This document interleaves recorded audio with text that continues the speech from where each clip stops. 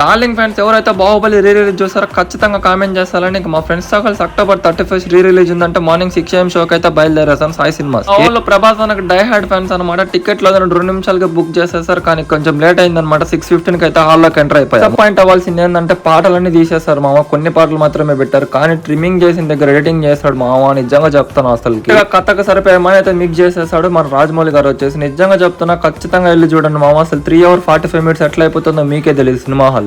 Top most గా hit అయిన cinema ఏదంటే అది బాహుబలి 1-2 అనమాట. 2200 కోట్లు అయితే కలెక్ట్ చేసింది. ఇంకా ఫస్ట్ హాఫ్ లో వచ్చేసి ఫస్ట్ పార్ట్ అయితే అయిపోతుంది అనమాట. ఇంటర్వెల్ తర్వాత ఇంకా సెకండ్ పార్ట్ అయితే స్టార్ట్ అవుతుంది. చేసిన దగ్గర అంతా మనకి తమన్నాది అయితే డబ్బింగ్ చెప్పేసి ఫాస్ట్ గా అయితే కథ నడిపేశారు. అసలు మనకి లాగే అనిపించే స్టోరీ పార్ట్ 1 పార్ట్ 2 నిజంగా అంత బాగా మిక్స్ అయితే చేసేసారు ఎడిటింగ్ లో. ఫైట్ లో వచ్చేసి మామ నిజంగా చెప్తున్నా గూస్ బంప్స్ వచ్చేసి అలాగే చాలా ఎమోషనల్ అయితే అయిపోతాం. మా వాడు పవన్ వచ్చేసి కేకల మీద కేకలు పెడతానే ఉన్నాడు సినిమా స్టార్ట్ అయినప్పటి నుంచి. బాహుబలి రీ రిలీజ్ లో విజువల్స్ గానీ బీజిఎంలు గానీ అద్దర కొట్టేస్తాడు మామ. ఖచ్చితంగా వెళ్ళి చూడండి. 3 hours 45 minutes అయితే చాలా బాగా ఎంజాయ్ చేస్తారు. ఇంకా అక్కడి నుంచి కాలేజ్కి అయితే బయలుదేరేసాం.